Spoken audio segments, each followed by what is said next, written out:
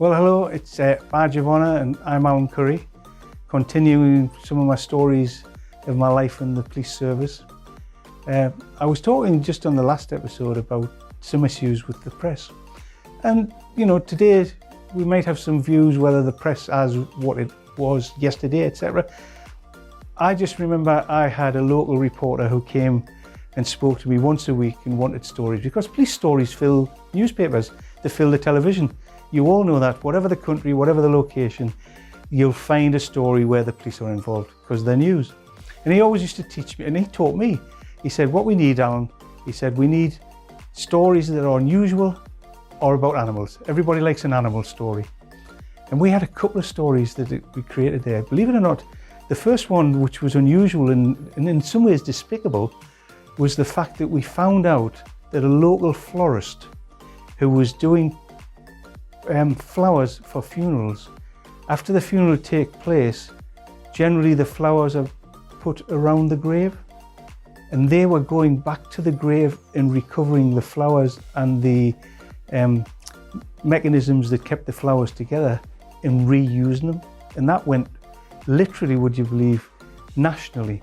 But another one that really went nationally was, we have a local metro underground system here, and we were having lots of issues with antisocial behaviour.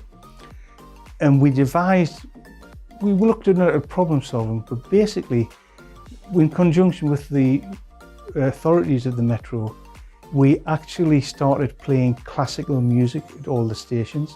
Now, in the nicest possible way, and I'm not up to date with any of the current day music, but guess what? Yesterday, and to a degree I suspect today's young people, were not keen on standing around metro stations when they were listening to Beethoven's symphony. So that went quite well, but I was in the office at timeout about 4:45 and the telephone went. Fine, because it was, you know, a little bit everybody's got a mobile now, but there was more still telephones. We had mobiles, but not as sophisticated as they are now. So I picked the phone up and the gentleman on the other end said, could I speak to Chief Inspector Alan Curry? I said, yeah, I'm speaking actually. Oh, he says, fine, this is Lord Smith, for obviously, I can't remember the name. And I said, yeah, that's fine. And I'm thinking, here's somebody having a joke with me, winding me up. And I said, look, who is it? And he said, no, this is Lord Smith. Are you sure? Yes, he says, look, I've heard about your initiative with the classical music, and I'm about to do a speech in the House of Lords relevant to that.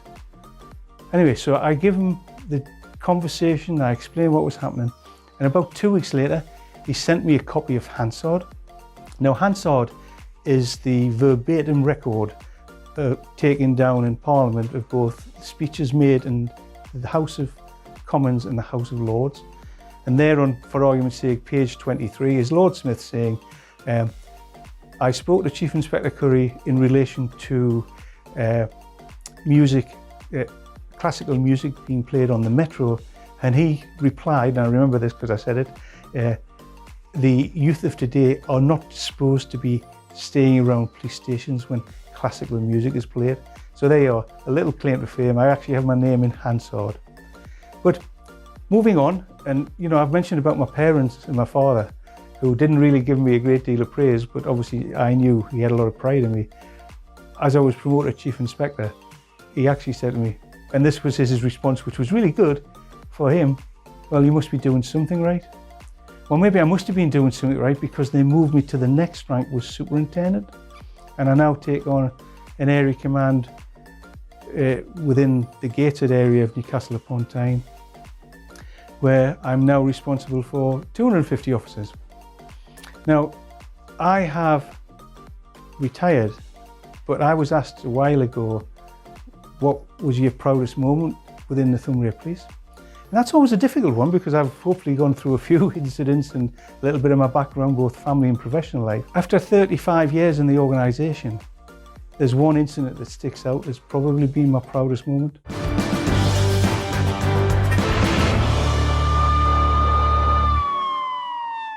Here I am again as a superintendent, would you believe? And again, the skills you've learned, the leadership, the management, the organisational perspectives, of how you manage these type of things. And as a superintendent, once again, the role requires new skills and new learning. So now I have to learn how to be what they call a silver commander.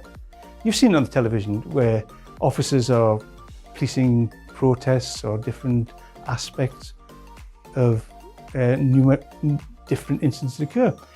But behind there is a communication structure and a leadership structure. So I'm not going to be on the actual front line, but I am directing how the process and things are working.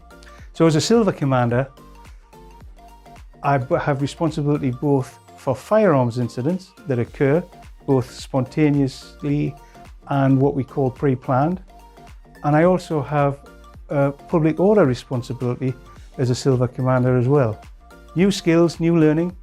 From the silver commander perspective of a public order superintendent, I had to go down to Birmingham. And down there, by the time I'd got kitted up with my crash helmets and different aspects of fire retardant overalls, I had to go through a training course that involved being firebombed, believe it or not, being put under pressure by gangs of youths who were brought in, bussed in, and they really did enjoy throwing the wooden bricks at the police, because that sort of replicated as best we could the situations you find yourself in public order. And within that, I was designated the silver commander and had to learn how to manage the situations. We also went to a locality down here, an army base really, Catterick,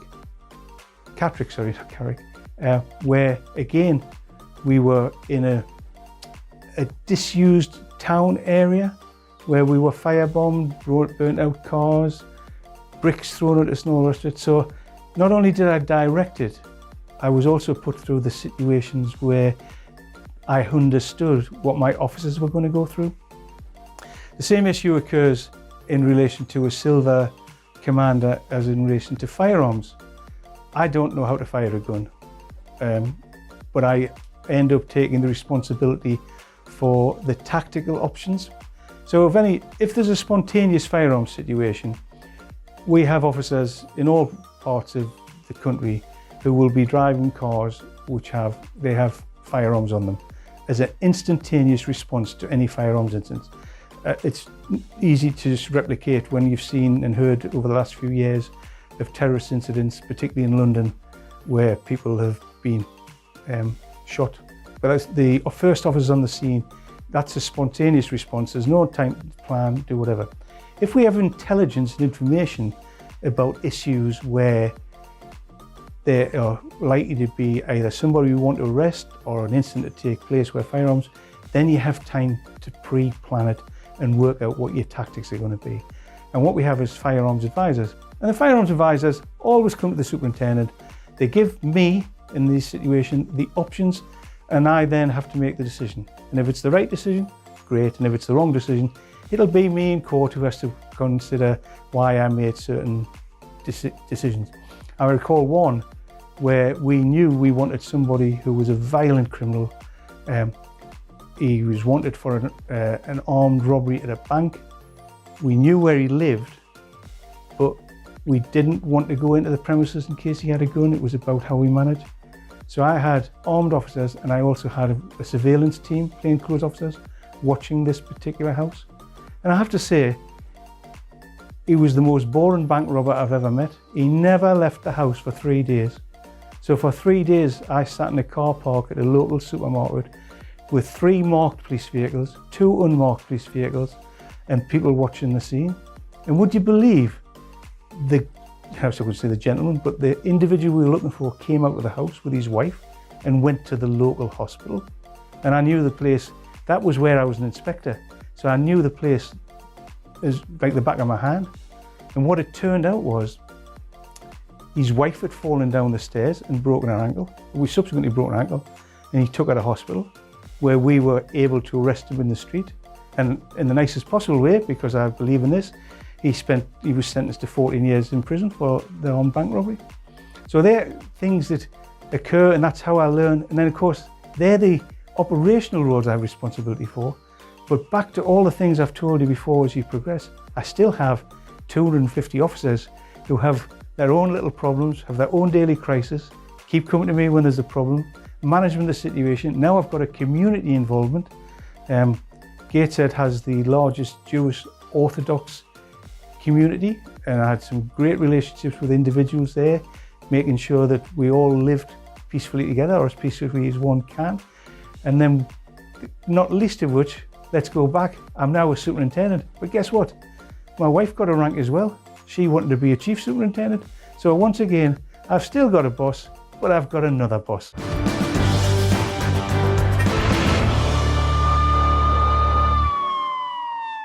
You've got me now as a superintendent. I've hopefully explained, once again, each rank brings its own pressures, responsibilities, dare I say, successes. Because there's nothing better from a police officer's point of view, bringing a case, no matter how big or how small, to a successful conclusion. And that conclusion for me is actually getting to the stage where the case has been proven and the individual is left to the courts to be sentenced. I was brought up never to criticise the sentencing, that's the magistrate's part. My job's to get them there and get them convicted. So as a superintendent, and it's nearly 20 years ago now, it was a Boxing Day in Leeds. 2 police officers on duty. Now, public holidays in this country for policing should be, and generally are, pretty quiet. Most people are enjoying themselves, most people are in the house, there's very little traffic on the road. So these 2 officers are working a bank holiday and they stopped a car. For whatever reason, it's just a police instinct. I still look at cars now. When you don't see things, you're nearly brought up to think, that's not right. So they stopped this car, and when they stopped it, they saw that it had an excise licence which didn't seem to fit the vehicle. Standard police procedure, they put the driver of the vehicle in the back of the police car. But they thought there was something not quite right, so they asked for a little bit of assistance, and one of the local Panda lads came along. So now we've got 3 police officers and this individual in the back of the car, and his name, what I now know and we know, is David Francis Beaver. What they didn't know was that he had an automatic handgun in his hand, or concealed, and as they went to talk to him in the back of the car, he shot one police officer point blank, who died instantly. And as the other 2 ran away, because who wouldn't, they weren't armed, he shot them both. They managed to get away, and as so did he. Now, if there's anything worse in this country, or any country, but particularly in England, bear in mind the police officers are generally not armed, it's the fact of killing a police officer. Well, now the force involved was West Yorkshire, and as a consequence, and we've said before when we talked about the press, police involvement is news. You can imagine what was happening in the country in relation to a murdered police officer. It was one of the largest manhunts in this country at that time, and possibly even subsequently. And this individual, who they didn't know who he was, but ultimately managed to find out that he originated in America and he was wanted for murder in America, was on the run. There was every newspaper, every television place, have you seen this man? Remember what I said about the press and the core message? Pictures, discussions, his original picture, everywhere. So 3 days later, I am the duty superintendent in Newcastle. And I get a telephone call from a member of staff. And believe it or not, it was my own area. So they rang me up and explained that they think they've seen this man in a local public house in Gateshead. Now bear in mind, the whole world is looking for this chap. And the hostelry we're talking about was a place where workmen would stay. So you assume that it's probably a false sighting, but that's not the way we're taught, the way I was brought up.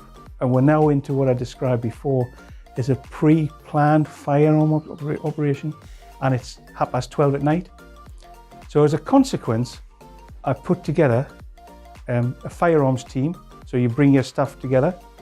I've got unarmed officers, and at every pre-planned meeting, you do a briefing. The tactics were very simple. We could wait till the morning, but if you're in the morning, you've got members of the public, maybe going to school, going to work, etc. Maybe not school, but work. You could just leave it, knock on the door, don't do anything. But if it was the person we're talking about, that could be dangerous.